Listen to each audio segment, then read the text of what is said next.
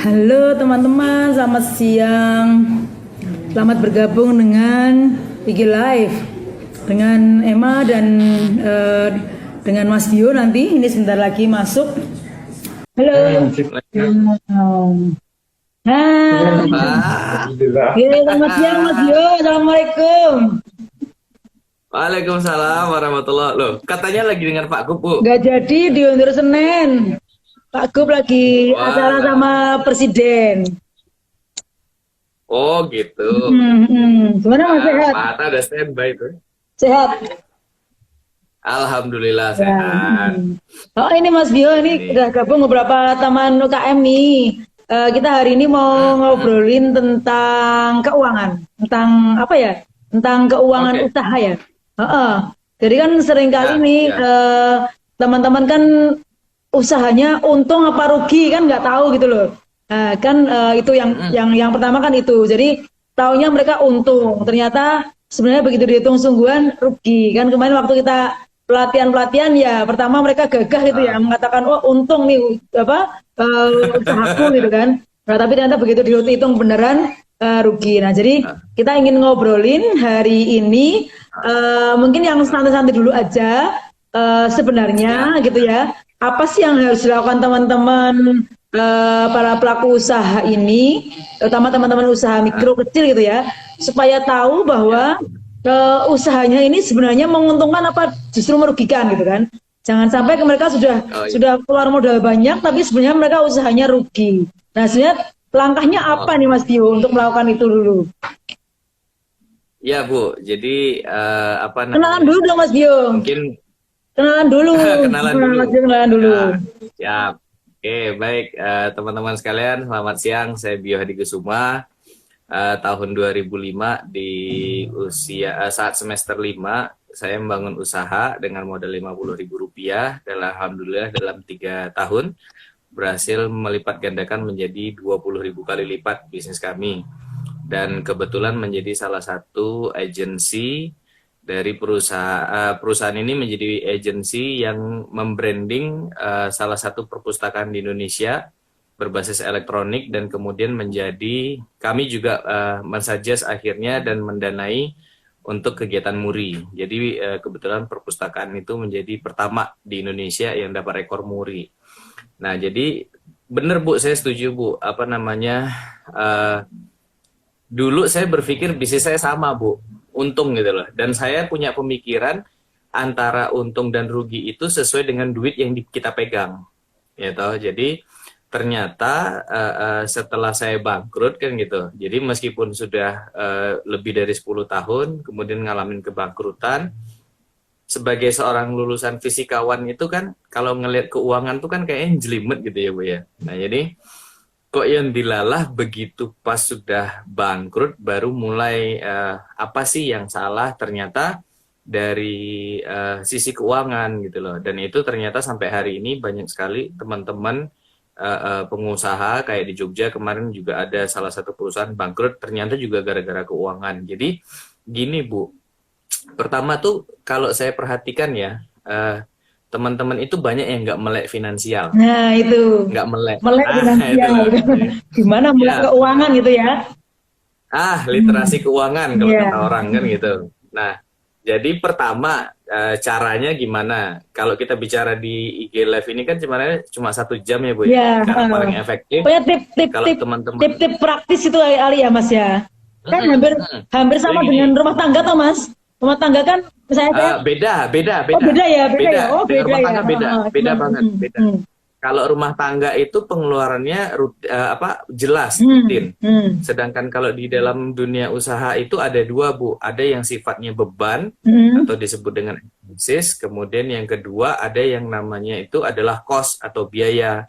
Nah, jadi gini, tadi kan kita tips pertama dari saya nih buat teman-teman di Jawa Tengah, kalau misalkan memang mau belajar keuangan, tahun depan saya ada kelas lagi nih di Balatkop nih, MUK, ya kan? Nah, jadi usahakan ikut karena itu nanti benar-benar kita tata lah gitu ya. Nah jadi gini Bu, tips keduanya adalah paling banyak teman-teman tuh salah hitung Bu, termasuk kayak saya dulu. Jadi Saya selalu ngasih gambaran gini, kalau kita punya produk harganya 20.000 HPP-nya gitu kan, kemudian mau kita jual dapat untung 30%. Kira-kira kita jual di harga berapa? Nah, kebanyakan teman-teman bilang, oke, 30% kali 20.000, 26.000. Dijuallah 26.000. Pertanyaannya, kalau ada distributor yang minta 30%, berarti kan kita babuk ya Bu ya? Ya. Gitu. Nah, 26% itu kalau kita kalikan dengan 30.000, 26.000 kalau kita kalikan dengan 30%, itu ternyata kita malah buntung gitu loh. Ya. Nah, ya, jadi kenali cara berhitung yang baik. Jadi kalau misalkan kita punya HPP 20.000, mau dapat misalnya 30%, maka hitungannya bukan 30% kali 20.000, melainkan adalah 100 per 70. Gitu loh. Jadi HPP itu apa maksudnya? Ada yang belum tahu nih, HPP nih, ada yang belum tahu. Oh iya, HPP itu lebih ke arah harga pokok produksi, harga pokok penjualan. Nah, jadi saat awal mau bisnis itu kita perlu hitung dulu, kira-kira ini habis berapa nih biaya produksinya, kemudian tenaga kerja segala macam. Nah, kita punya standar, gitu kan? Nah, standar itulah nanti yang kita pakai untuk menetapkan harga jual. Nah, kemudian saya pengalamannya gini dulu Bu. Jadi saat kita menentukan HPP itu sebaiknya kita, kalau saya pakai Excel ya Bu ya, pakai Excel gitu ya, kita bikin simulasi. Kalau nanti harga naik, kalau harga turun, kan gitu. Nah, pengalaman kami pernah di perusahaan saya, di penerbit percetakan saya, 1 tahun itu kertas 5 kali naik biaya kertas. Padahal biaya kami nggak kami naikin. Nah itu loh. Sehingga yang terjadi, duitnya ada nggak? Wah ada. Duit kalau bicara ratusan juta ada di tangan. Cuma ternyata setiap bulan itu kan bergulir ya, bergulir. Nah kalau tadi Ibu bilang misalnya antara pribadi dan rumah tangga gitu ya, sama nggak? Enggak. Antara pribadi dan usaha, maaf. Antara pribadi beda. Kenapa? Kalau di pribadi kita punya pengeluaran itu sifatnya beban, ya beban. Sedangkan kalau di usaha kita itu punya biaya. Biaya ini keluar kalau ada produk yang kita buat. Nah kabar buruknya adalah ternyata produk yang kita buat ini kan harus kita punya target sales Bu. Target sales. Nah, teman-teman itu biasanya ngitungnya adalah, oh kalau saya HPP-nya 20.000, saya jual 30.000, ternyata saya untung 10.000. Belum untung. Kenapa? Karena ini melek finansial selanjutnya, harus melek yang namanya struktur keuangan. Di dalam usaha itu, pengeluaran itu ada 3 jenis.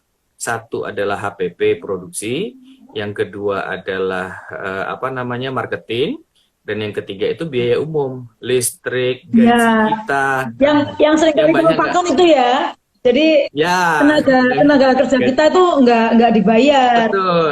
Ada kita yang mengerjakan, anak yang mengerjakan, itu kan.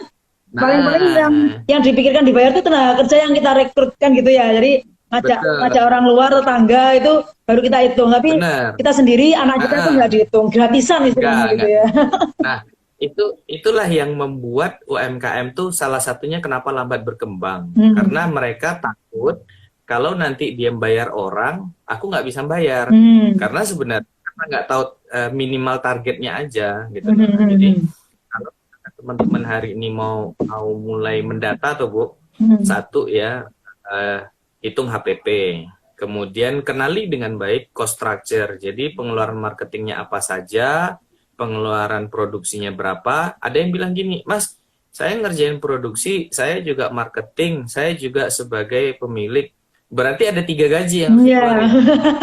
Dihitung ya, dihitung ya. Nah kebanyakan kan nggak ngeluarin itu, sehingga ketika produksinya katakan dia kecapean, ya kan, mau narik orang untuk ngurusin produksi nggak ada biaya kan gitu. Nah sehingga yang terjadi apa? Ya sudah selesai ceritanya. Termasuk ini ya Mas ya. Jadi, kalau misalnya kan, misalnya saya nih punya tanah yang luas gitu kan, saya tanemin bahan baku lah, Maka ketika saya mengambil itu, misalnya pisang pisang terus saya buat stripping. Kan saya harusnya beli pisang dari kebun itu kan gitu ya. Beli, Nah, harus beli, harus beli. nggak bisa Nah, ini asal ngambil kemudian pengalaman. dihargai gitu, nggak boleh ya, harus beli ya.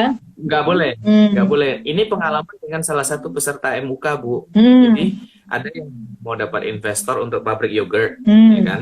Kita tektokan. Nah, jadi ceritanya, Mas, aku mau ngebikin peternakan. Lah boleh, tapi pertanyaannya, bisa nggak kamu hitung investasi untuk peternakan, biaya operasional peternakan, hasilnya berapa? Loh, kok nganti sakmono? Kan itu Hmm. pertanyaannya kan. Hmm. Nah, karena itu menjadi unit bisnis sendiri, Iya, gitu loh. betul, betul. Karena kita yang beli, oke. Tapi Hmm. kalau besok ternyata orderan kita sepi, lah mau Hmm. dijual kemana kan gitu. Itu Hmm. harus ada. Jadi kalau saya, Bu, di kelas keuangan itu tetap akan ada 4 tahapan. Jadi pertama teman-teman itu sebaiknya menghitung. Hitung modal, kemudian hitung HPP, hitung harga jual, hitung biaya operasional. Nah, kalau nanti hitungannya udah ketemu, itu sebenarnya ada satu, Bu, namanya proyeksi keuangan. Hmm. Nah, proyeksi keuangan itu yang bisa menjadi acuan untuk kita prediksi bergerak ke depan. Teman-teman itu biasanya nggak punya. Terus ini, Bu, yang paling sering keliru di teman-teman itu adalah berpikir bahwa untung itu harus sama dengan duit yang dipegang, ya kan? Hmm. Padahal faktanya di dalam keuangan itu ada 3. Jadi ada namanya sales. Sales itu adalah kebanggaan. Jadi makanya kalau ada orang bilang, wah ini omsetnya bagus. Kalau saya nggak peduli omset, ya. Kenapa? Nanti ada yang bilang, itu untungnya sekian persen. Iya, saya akan lari ke 3. Jadi satu, sales adalah kebanggaan. Yang kedua adalah profit and loss itu sebagai ideal. Dan yang ketiga itu kenyataan. Apa itu? Kenyataan itu adalah uang cash. Hmm. Nah, biasanya teman-teman, jualannya bagus, uang cashnya itu orang pada ngutang dulu sama dia. Ya kan? Nah, udahlah salah hitung, ya kan? Salah hitung, kemudian ada yang berutang lagi, ya. Habis itu gara-gara nggak pernah menghitungkan gaji sendiri, akhirnya duit main tarik-tarik. Ya, Coba ya. kalau istilah tuyul, Ya. ya kan, istilah. Akhirnya sudah. Nah, kalau ditanya, emang kamu serius di bisnis? Serius. Tahun berapa nambah karyawan? Nggak tahu, kan gitu. Padahal itu bisa diprediksi sebenarnya. Kalau di kelas sama Baladkop, kita bisa bikin prediksi itu, Bu. Ya. Jadi bulan keberapa atau saat penjualan berapa yang ini akan naik, sehingga kita nambah karyawan itu bisa diprediksi selama kita tahu beban sama biaya yang akan dikeluarkan di bisnis kita. Kayak gitu loh, Bu. Sebenarnya gini Mas, seberapa penting sih ya melek keuangan itu bagi usaha mikro. Jadi kalau Okay. kan kadang-kadang orang mikirnya begini loh Mas, kadang mikirnya begini. Itu kan penting untuk yang sudah agak jalan aja gitu kan. Bagi yang belum baru mau mulai usaha masih mikro-mikro, itu mungkin belum penting gitu kan. Jadi seberapa penting sebetulnya melek keuangan ini untuk teman-teman yang meskipun itu dia masih mikro banget gitu.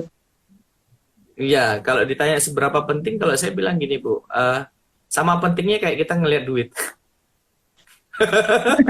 Karena kan kita ini kan mata duitan, kan? Ceritanya kan kita punya usaha tuh mata duitan. Jadi kalau mau ngelihat duit, ya melek duit sekalian aja. Jadi sedapat mungkin dari awal lah gitu loh. Dari awal, karena ada sih, memang ada tipikal orang yang dia nggak peduli. Biasanya pengalaman saya hampir 18 tahun berbisnis itu, mesti rata-rata kena nanti di satu titik bangkrut.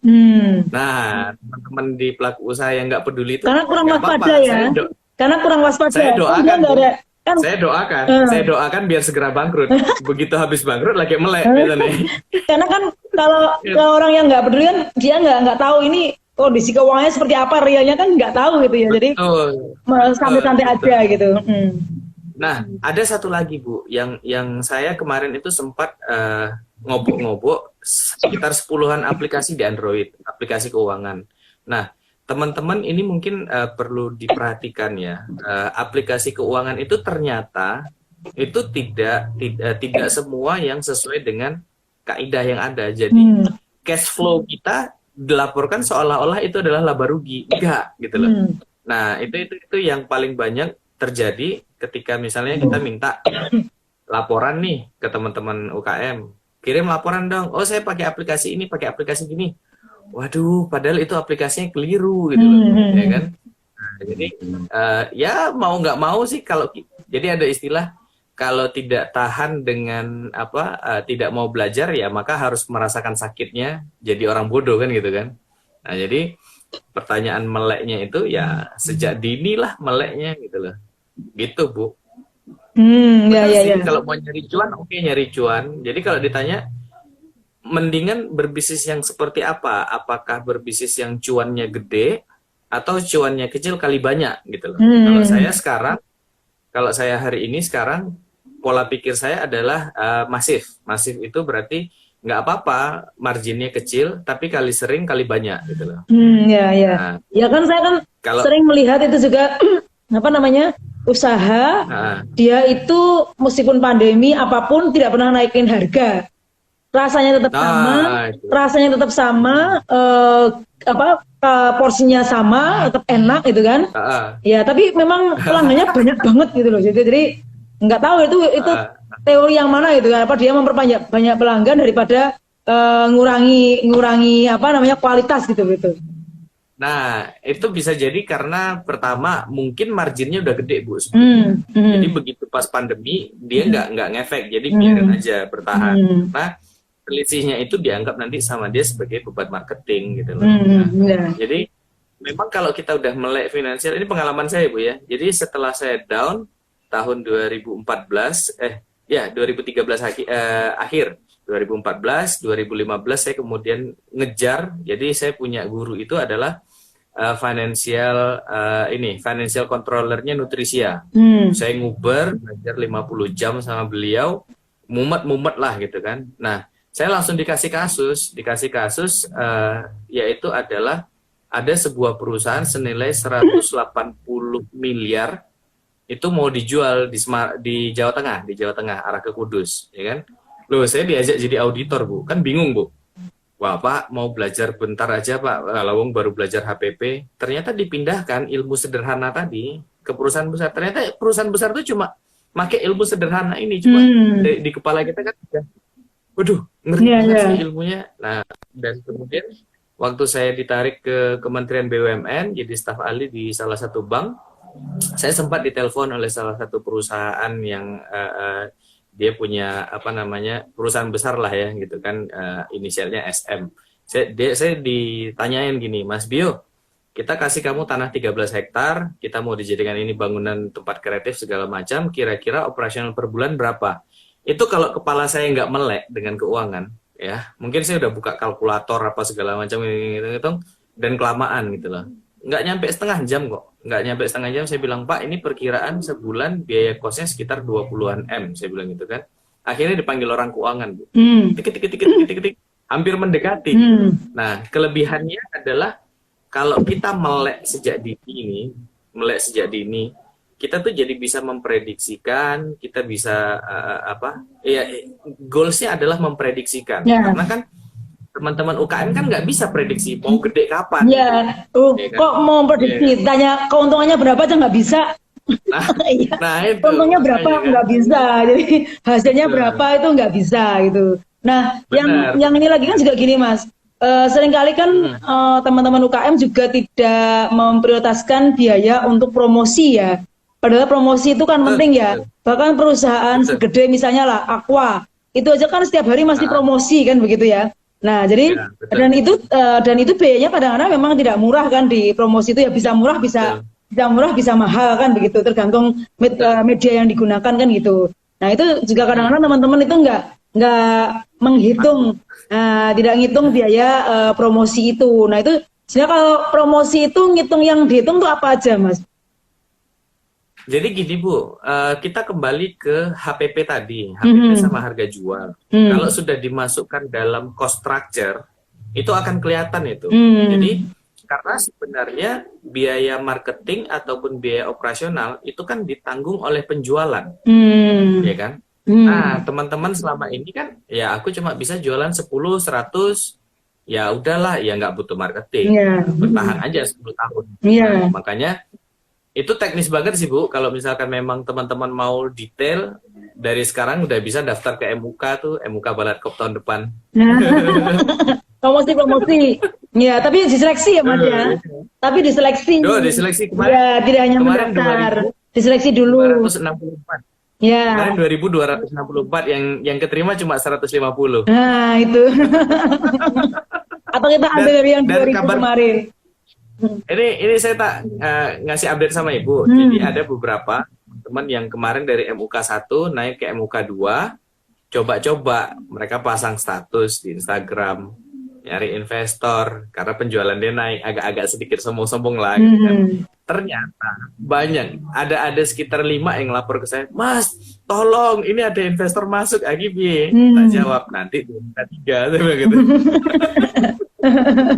Ya, itu. Nah, iya. Kan Karena gini, kalau teman-teman kalau nggak peduli tentang ilmu keuangan, kalau saya bilang rugi sayang. Karena ilmu pemasaran, ilmu HRD sumbernya di ilmu keuangan. betul. Gitu loh. Karena ada anggarannya kan di sini. Iya, iya. Jadi bukan kita kerja dulu baru kita masukin, enggak. Kita nganggarkan dulu baru kita bikin actionnya. Iya. Nah kan selama ini kebalik tuh. Iya, iya. Kadang-kadang yang ngangkat pekerja itu belum direncanakan, ini kayaknya butuh ini nih, langsung mangkat gitu kan. Betul. Tapi kan kondisi keuangannya seperti apa kan belum jelas gitu kan. Kadang-kadang yang terjadi seperti itu kan begitu. Betul. Nah, ini ada yang ditanya, dari mana sih Mas kita mulai belajar keuangan bisnis? Betul. Mulai belajarnya itu yang paling simple dulu nih, antara uang pribadi sama uang usaha dipisah. Itu paling simple, ya. Waduh, aku nggak bisa. Ya udah, kalaupun nggak bisa, masih ngambil dari uang usaha, statusnya catat sebagai hutang. Ya toh? Jadi owner ngambil dari bisnis itu sendiri hutang. Saya secara pribadi sampai hari ini kalau ngambil uang kantor, itu admin saya selalu nyatat hutang bio. Oh, banyak banget hutang gue. Nah, dengan kayak gitu kan kita jadi berpikir tuh, karena gini, kalau kita ngasih duit sama orang, terus orang itu nggak mau balikin duit kita, kan kita marah tuh. Masa kita ngambil duit usaha sendiri kita nggak marah gitu loh. Ya kan? Meskipun itu Kelalen, mental tuh. Kelalen. Itu kan mental tuh. Kelalen mental utang. Ya, jadi akhirnya balik mental gitu loh. Kadang-kadang kan kalau ngobrolin keuangan itu kadang-kadang ada yang nggak menarik gitu ya Mas. Misalnya keuangan nggak menarik, padahal itu kan sebenarnya ruh dari usaha kan di situ ya. Wah, iya. Nah, makanya MUK-nya Baladkop itu tak instalkan ilmu keuangan yang aplikatif banget. Nah ya, nah ya itu. Itu juga kalau pajak, kemarin saya ngobrol sama Halo Pajak, itu kan misalnya dengan adanya kalau dia punya pembukuan, pajak itu kan dihitungnya dari untung ruginya, bukan dari total ya, betul. bukan dari total omset. Tapi kalau kita nggak punya pembukuan, maka dihitungnya kan dari total omset. Jadi kalau usaha mikro itu di bawah 4,8 miliar, totalnya punya 0,5%. Tapi kalau dari pembukuan kan itu bisa berbeda gitu loh. Untung berapa, rugi berapa, kan bisa kalau memang dihitung beneran itu bisa lebih kecil daripada total omset. Lebih kecil, Bu. Jadi kan saya kebetulan juga jadi salah satu ambasador ya untuk pajak di Jogja ya, 3 tahun terakhir. Jadi gini, untuk pelaku usaha itu semuanya sampai 3 atau 5 tahun saya lupa, itu di-flatkan semua dengan asumsi bahwa mereka nggak ngerti tentang pembukuan ya Bu ya. Nah, ketika kita bicara dibebankan kepada omset, itu sebenarnya berat banget. Berat banget ya. Berat banget. Nah, justru saat kita ngerti tentang pembukuan, ya, sekali lagi, antara profit dengan uang cash kan beda. Kalau tadi 0,5 itu terhadap uang cash. Iya, omset dapatnya berapa kan gitu kan? Belum dihitung untung rugi, pokoknya dapatnya berapa itu yang dihitung gitu. Betul. Nah, sedangkan yang pola yang kita ngerti pembukuan itu kalau saya nggak salah 13,5% dari profit. 12,5 atau 13,5 ya? 12,5 apa 13,5? Ya, di antara itu. Betul. Nah, begitu dapat uang 1 miliar, belum tentu kan profit kita 1 miliar. Ya, mungkin aja profit cuma 1 juta. Betul. Ya. 13,5 dari 1 juta kan begitu dari keuntungan. Nah, jadi teman-teman UKM penting bagi teman-teman untuk melek keuangan. Jadi kalau nanti harus misalnya sudah punya NIB, punya NPWP, nggak perlu khawatir. Kenapa? Karena Kalau kita melek keuangan, kita hitung benar, keuntungan itu belum sama omset. Omsetnya 1 miliar. Betul. Kalau omsetnya 1 M, Anda belum punya keuangan, maka pajak itu dihitung 0,5% dari 1 miliar. Berapa berarti itu, Mas? 1M. Dapatnya berapa itu? Dapatnya berapa? Setengah. Sekitar 50-an juta. Nah, 52 juta. Tapi kalau 1 miliar omset, tapi keuntungan kita hanya 10 juta, 1 maka juta. 12,5 juta, 12,5% dari 10 juta itu berapa? Kan nggak sampai 50 juta. 125.000. Nah, jadi Enggak, teman-teman itu, 125.000. nah cuma sedikit sekali, sehingga kalau itulah salah satu keuntungan teman-teman, karena apapun kalau yang namanya usaha, kan maunya ini maju nih. Nah, kalau kemudian nanti ikut pengadaan barang jasa pemerintah, pasti harus punya NPWP. Sekarang pun banyak yang mempersyaratkan NPWP, kan gitu. Nah, kebanyakan teman-teman UKM kan takut nih dengan NPWP, nanti pasti akan ditagih. Nah, sebenarnya kalau kita punya catatan keuangan, jejak keuangan, maka sebenarnya pajak itu tidak akan tinggi-tinggi banget. 0,5% dari 1 miliar kan gede banget itu. 1 miliar dari 500 juta aja kan gede kan gitu. Nah, yang bikin orang takut sama pajak itu satu, Bu. Ya, kan ada kasus-kasus di masa lalu dan segala macam. Itu gara-gara kita pelaku usaha nggak melek finansial, jadi mereka jadi konsultan pajak, ya kita bayar mahal. Iya, benar. Terus diserahkan kepada mereka kan begitu ya. Nah, jadi bayar mahal konsultan gitu kan. Gitu. Iya benar. Yang paling mahal itu kan sebenarnya itu. Makanya apa ya? Kalau saya sih bilang ke teman-teman gini, mau sekarang atau tidak, cepat atau lambat kalian harus melek finansial. Kalau kelebihannya melek hari ini, jadi praktisi hari ini, ke depan skill ilmu keuangan ini teknis banget, itu bisa dijual mahal gitu loh. Karena kalau saya nggak salah ya, auditor keuangan itu satu hari dibayarnya bisa sampai 75 juta. Betul. Hari. Betul, iya. Akuntan itu kan larang, akuntan itu kan. Benar. Jadi kalau kita sendiri belajar dari awal tentang keuangan itu kan bisa ini. Kalau saya sebenarnya gini, Mas, ya mungkin beda dengan keuangan rumah tangga. Tapi kan misalnya saya dapat penghasilan, baginya itu kan udah jelas itu loh, Mas. Tadi yang beban itu kan. Nah, cuma kalau usaha kan juga harus gitulah, harus gitu. Ini ada dipakai caranya, untuk transport, beli bahan baku berapa kan begitu, dihitung beneran. Itu ada caranya. Nah ya. Itu ada caranya. Jadi kalau pelaku usaha baru yang dia belum terbiasa mencatat gitu ya. Jadi buat teman-teman itu saya selalu bilang, di keuangan tuh ada 2 ilmu. Ilmu manajemen keuangan sama ilmu akuntansi keuangan. Nah, yang bikin orang takut itu akuntansi keuangan, Bu. Nah, iya, ya? Gitu kan.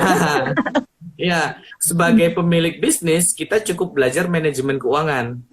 Kalau kita sudah ngerti manajemen keuangan, kita tinggal cari karyawan untuk ngurusin akuntansi keuangan. Karena akuntansi urusannya jelimet, ya kan? Nah, kemudian kalau yang perlu diperhatikan lagi, kalau kita sudah dapat ilmu manajemen, teknisnya kita suruh si akuntan tadi kerja, itu enak, ya kan? Nah, kemudian balik tadi, misalnya kita bicara tentang apa tadi yang Ibu bahas tadi, barusan tadi? Yang rumah tangga. Yang tadi Ibu bahas. Soal rumah tangga. Jadi ada yang bilang gini, Mas, aku nggak bisa catatan, gimana dong? Oke, caranya gini, saya liatin dulu deh. Nah, caranya gini nih buat teman-teman nih. Nih, ini saya ilmu lama yang akhirnya saya pakai sampai hari ini, Bu. Jadi, uang pemasukan tuh masuk ATM sini. Ya, begitu selesai, urusan belanja produksi masuk sini. Urusan biaya marketing masuk sini, urusan gaji karyawan masuk sini, cicilan banknya masuk sini. Secara nggak langsung, ini kan ada rekening korannya, Bu. Oh iya. Ya kan? Nah, yang terjadi apa? Lawang saya membayar bank untuk melakukan pekerjaan itu, ya wes gitu. Nanti tinggal akhir bulan tinggal dipindah-pindahin aja. Laporan ini mana laporan ini. Oh, ternyata marketing yang keluar duitnya segini. Itu jauh lebih simpel, Bu. Iya. Itu namanya jejak keuangan tuh ya, Mas, yang di perbankan tuh ya, lebih enak itu ya. Lebih praktis. Betul, dan gitu kan.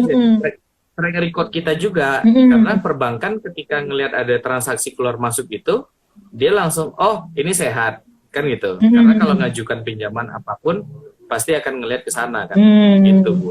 Jadi kalau dapat penjualan masuknya ke satu rekening, gitu kan? Nanti keluar untuk produksi dimasukin ke produksi, pindah ke produksi, untuk belanja gitu kan? Jadi nggak campur satu ATM. Itu emang gampang banget tuh ya.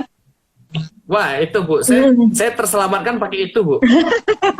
Itu untuk bagi yang males mencatat gitu kan gitu. Ya, iya. yang nyatetin itu bank gitu kan gitu ya. Iya, Benar itu. Jadi nggak tercampur-campur itu. Iya, makanya orang bilang, Bio kok bisa punya 8 rekening? Ya karena posnya banyak gitu loh. Ya. Tinggal masukin aja gitu.